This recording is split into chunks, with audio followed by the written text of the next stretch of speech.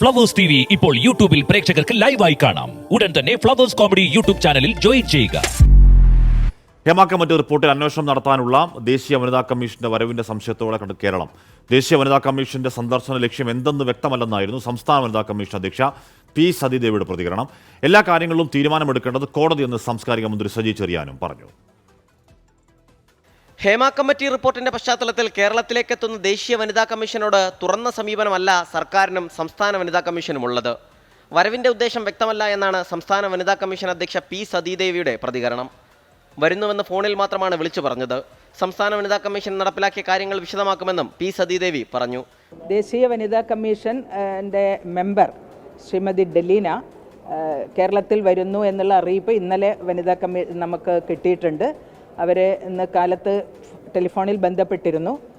എന്താണ് അവരുടെ സന്ദർശനത്തിൻ്റെ ഉദ്ദേശം എന്താണ് എന്നുള്ള ഇത് ഞങ്ങൾക്ക് കിട്ടിയിട്ടുള്ള നോട്ടീസിലില്ല. ആര് വേണമെങ്കിലും വരട്ടെ എന്ന് പറഞ്ഞ മന്ത്രി സജി ചെറിയാൻ എല്ലാം കോടതിയുടെ മുന്നിൽ പരിശോധനയ്ക്ക് നിൽക്കുന്ന കാര്യമെന്നും കൂട്ടിച്ചേർത്തു. ദേശീയ വനിതാ കമ്മീഷൻ എന്തു ചെയ്യണമെന്ന കാര്യത്തിലും തീരുമാനമെടുക്കേണ്ടത് കോടതിയെന്നും സജി ചെറിയാൻ.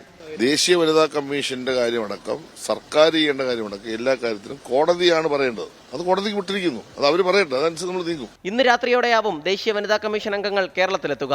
ഗവർണറെ നേരിൽ കാണാനും ഉദ്ദേശമുണ്ട്. സംസ്ഥാനത്തെ കമ്മീഷൻ അംഗങ്ങളുമായും കൂടിക്കാഴ്ച നടത്തും. 24 തിരുവനന്തപുരം.